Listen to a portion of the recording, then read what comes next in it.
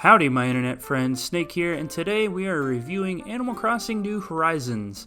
This is a series that is relatively new to me. Personally, I've never played any of the Animal Crossing games up until this point, but I have always been aware of the characters just by playing games such as Smash Brothers and Mario Kart. So this was the first time I ever sat down and played an Animal Crossing game, I guess from start to finish. Not really a finish, still continuing to play it. And boy, what a game Animal Crossing New Horizons is. When this game was announced back in 2018, I didn't think too much of it. When I saw it, I thought it was just another Sims home decorator type game with some cute, cuddly little guys that were furry and animal type dudes, which is sort of right, but I was also kind of wrong about my assumption too. I figured this would be a good game to start playing at the end of March for reasons why you probably could assume why. And since I would have a lot of free time, I figured, maybe I should give this game a try and see what it's like. So sit back, relax, and enjoy my little review.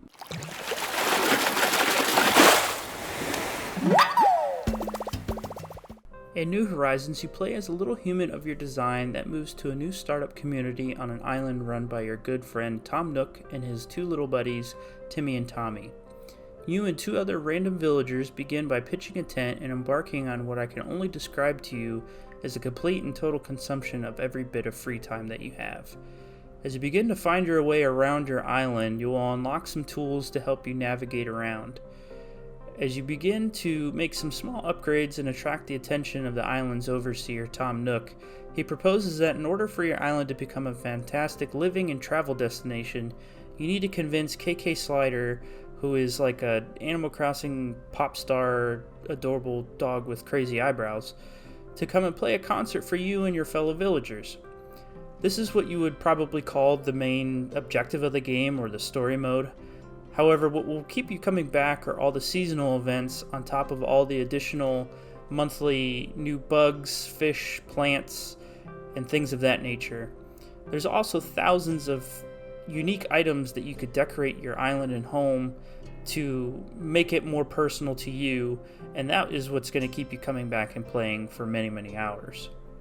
Gameplay is fairly simple and straightforward. There's no complex battle systems or anything in this game. It's simple, but it creates this endless loop of wanting to improve every aspect of your island. You will spend a lot of your time fishing, catching bugs, and gardening, decorating, or just really doing whatever you want. Yeah, it does sound like you're just playing a game that makes you do chores, but somehow they made it so addictive to do these chores. It will get to the point where you feel like you'll need to properly place everything in just the right way. I spent a lot of time just sitting here making sure that these cardboard boxes and garbage bags made an illusion that it looked like a real alley behind a store. But with all this freedom comes so many options and things that you could do. And you can spend an entire day just, fishing for new types of fish, or planting flowers to breed a new and exciting color variation, or just have your friends come over and chase you around with an axe. What is important and is a key item to your character in this game is your Nook phone. Early on, Tom Nook will give you a smartphone that enables you to create items from DIY recipes, earn Nook miles to redeem specialty items like snack machines, giant monster statues, or even outdoor toilets, as well as a whole host of other things that you unlock as you play the game, like your island and surface editor, which allows you to create paths or new rivers or even new levels of elevation along your island. One of the biggest changes in game mechanics that is new to the Animal Crossing series is crafting. It acts as a natural progression system where you can customize items and add more variety and player choice to how you want your island to look and feel. It also allows you to craft tools because you will be breaking a lot of tools doing all your daily chores. And when I say you're going to break a lot of tools, I mean you will break a lot of tools. Tools will by far be the one item you craft the most of, and eventually it got to the point where I'd rather go and buy them from the store rather than spending time creating them each time a tool broke. As fun as crafting items can be, it can be time consuming and at times also kind of annoying as well. There are instances where being able to do a bulk craft of an item would be very helpful. For example, when you want to make some money selling the hot item of the day at Timmy and Tommy's store,